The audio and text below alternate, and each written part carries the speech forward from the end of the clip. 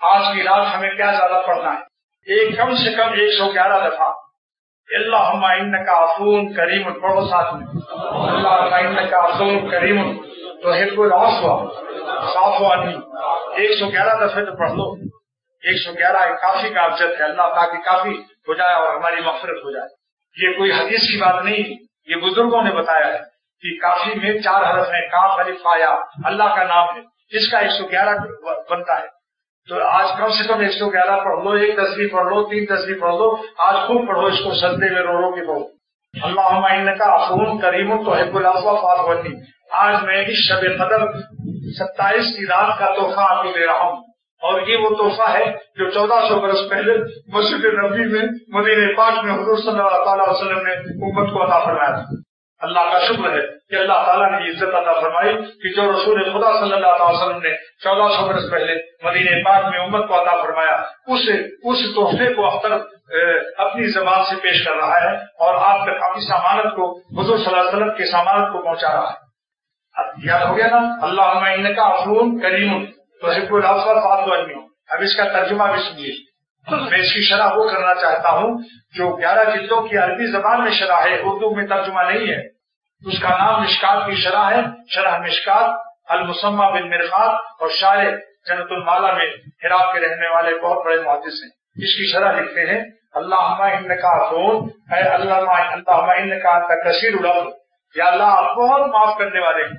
عفو مانے بہت معافی دینے والے ہیں۔ تحب العفو کا ترجمہ کرتے ہیں شرح، اے انت تحب ظہور صفت العفو علی عبادک، آپ اپنے بندوں پر معافی دینے کی صفت اور خوبی کو ظاہر کرنے کو بہت محبوب رکھتے ہیں۔ یعنی جب آپ کسی کو معاف کرتے ہیں تو یہ عمل آپ کو بہت محبوب ہے۔ تحب العفو اور فاعف عنی، بس ہم کو معاف کر دیجیے، یعنی اس محبوب عمل کو ہم پر جاری کر دیجیے۔ عام حدیثوں میں اللہم انکا عفو ہے۔ بخاری شریف کی روایت میں کریم کا اضافہ ہے جو حضور صلی اللہ علیہ وسلم کی حدیثوں کا نہایت ہی مضبوط اور مستند ذخیرہ ہے۔ تو حضور صلی اللہ علیہ وسلم کا احسان ہے کہ انہوں نے لفظ کریم کو بڑھا دیا۔ کریم کو کیوں بڑھایا؟ راز کیا ہے اس میں؟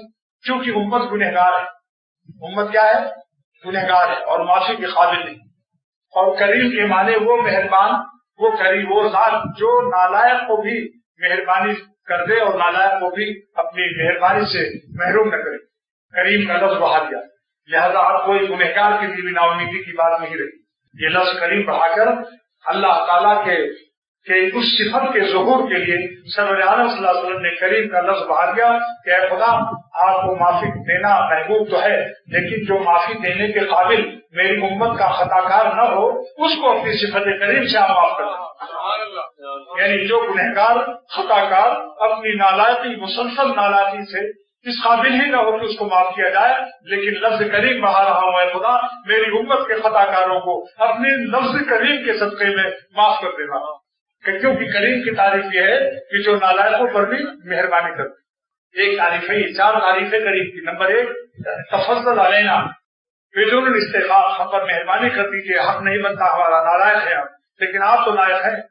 نمبر 2 تفضل علینا بدون مسئلۃ ولا وسیلہ، بلا سوال وسیلہ کرنے والا۔ تیسرا کریم الذی یتفضل علینا ولا یخاف نفاذ ما عنده، جو مہربانی اتنی کر دے اپنے خزانے کے ختم ہونے کا اندیشہ بھی نہ کرے۔ نمبر 4 الذی یتفضل علینا ولا فوق ما نتمنى به، جو ہماری امیدوں سے زیادہ دے دے، اس کو کریم کہتے ہیں۔